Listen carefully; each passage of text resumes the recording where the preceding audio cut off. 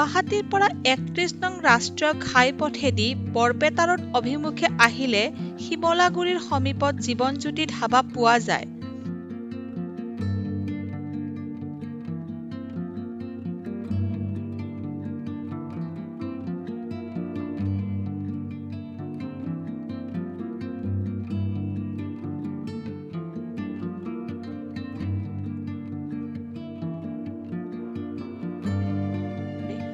হাইৱেৰ হৈছৰ পৰা আঁতৰত এক নিৰিবিলি পৰিৱেশত এই ধাবা অৱস্থিত।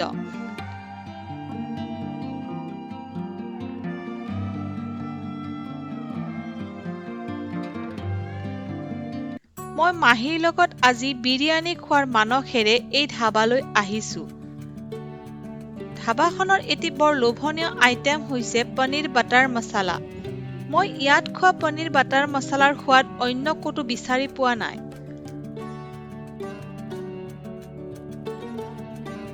আহক মেনুখনত অলপ চকু ফুৰাও। প্ৰাইচবিলাক ৰিজনেবল। ইণ্ডিয়ান আৰু চাইনিজ আইটেমৰ যথেষ্ট ভেৰাইটি ইয়াত পোৱা যায়।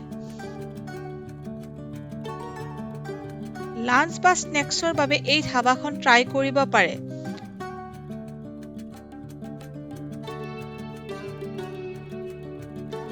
আমাৰ চিকেন বিৰিয়ানী আহি গ'ল।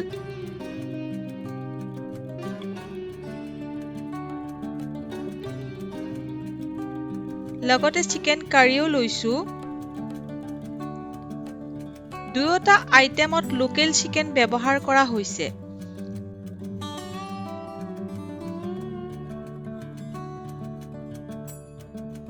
দেৰি নকৰি তেন্তে খাবলৈ আৰম্ভ কৰোঁ।